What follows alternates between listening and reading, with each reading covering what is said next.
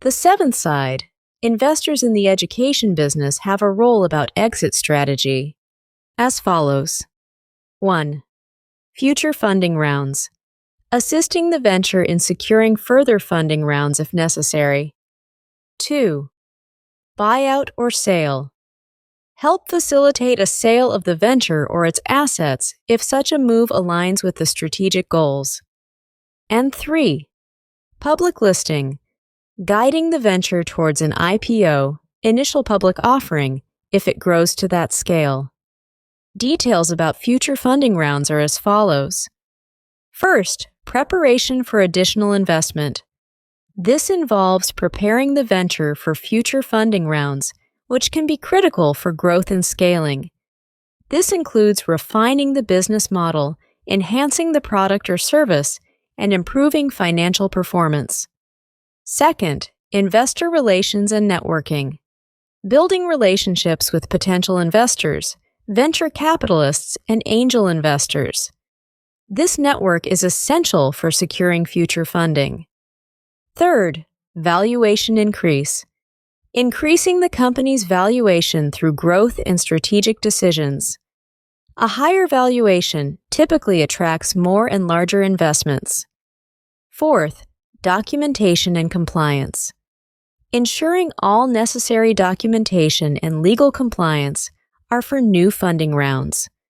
This includes financial statements, business plans, and due diligence materials. Next, buyout or sale are as follows. First, market assessment.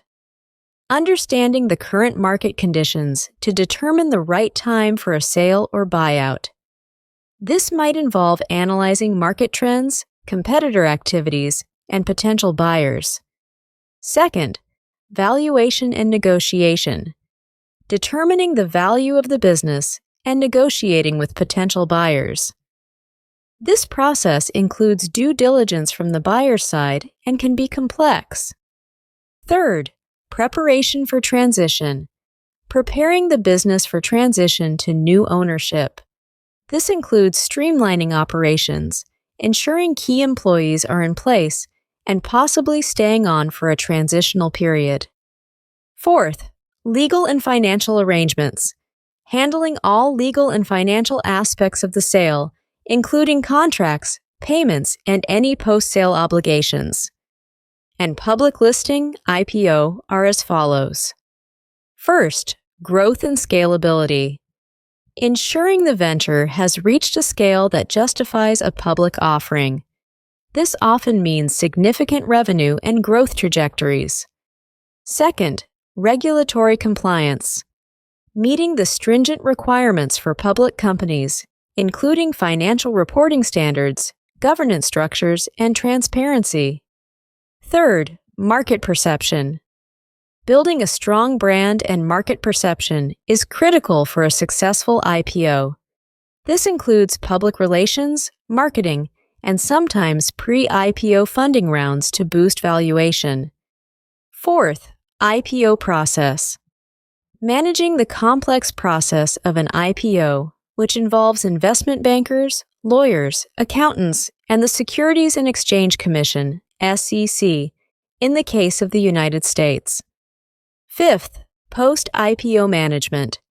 Planning for life as a public company, including investor relations, stock market performance monitoring, and adherence to new regulatory and reporting standards. In summary, an exit strategy is about preparing for and executing the transition of business ownership or the monetization of an investment. Whether through future funding rounds, a buyout or sale, or a public listing, each path requires careful planning, market understanding, and strategic execution. The chosen strategy should align with the business's and its stakeholders' long-term goals. The eighth side, investors in the education business have a role about ethical and social responsibilities. As follows. 1. Educational impact.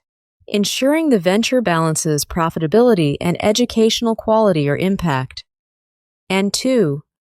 Sustainability. advocating for sustainable practices regarding environmental impact and long-term business viability.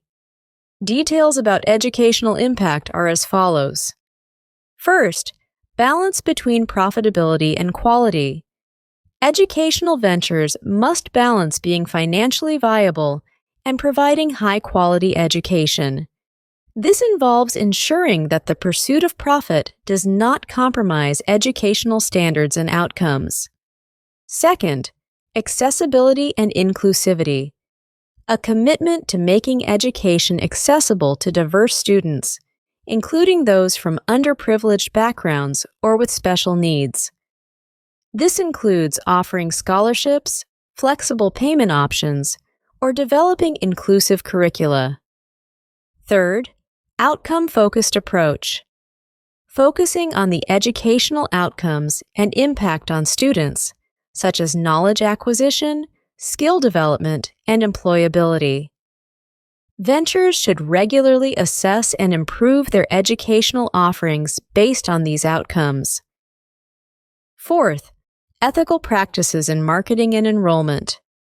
Conduct ethical marketing practices that accurately represent educational services and avoid misleading students about potential outcomes.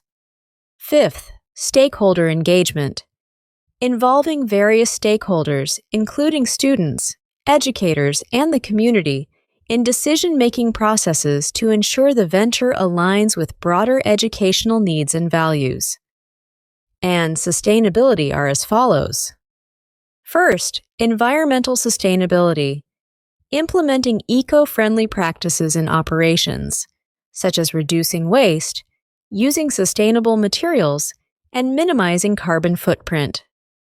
This is increasingly important as environmental concerns become more prominent. Second, long-term business viability. Ensuring the long-term sustainability of the business through sound financial management, strategic planning, and adaptability to changing market and educational trends. Third, social responsibility. Contributing positively to society, which can include community engagement, supporting local initiatives, or participating in charitable activities related to education. Fourth, sustainable growth strategies. Adopting sustainable growth strategies that do not compromise the quality of education. This might involve measured expansion, strategic partnerships, and continuous innovation in educational offerings. Fifth, ethical labor practices. Ensuring fair labor practices, including fair wages, professional development opportunities, and a healthy work environment for all employees. In summary, ethical and social responsibilities in educational ventures revolve around creating a positive educational impact while maintaining sustainable practices. These responsibilities reflect a commitment to delivering quality education, being environmentally and socially responsible, and ensuring the long-term viability of the venture. Balancing these aspects requires a strategic approach that aligns business goals with ethical and social values. In summary, the role of an investor in educational ventures is multifaceted. While their primary objective might be a return on investment, there's an added responsibility to ensure that the venture delivers quality education and makes a positive societal impact in the education sector. This delicate balance makes the investor's role in educational ventures challenging and rewarding. As we conclude our exploration of the roles and responsibilities of investors in educational ventures, it's clear that their influence is both profound and multifaceted. Investors are not just financiers, but strategic partners who contribute significantly to shaping our educational landscape. Their investment of capital, time, expertise, and networks plays a pivotal role in nurturing innovative and impactful educational solutions. As we move forward, let us recognize and value these contributions, Understanding that the success of educational ventures is a collaborative effort, where each role, especially that of the investor, is a cornerstone of progress and positive change.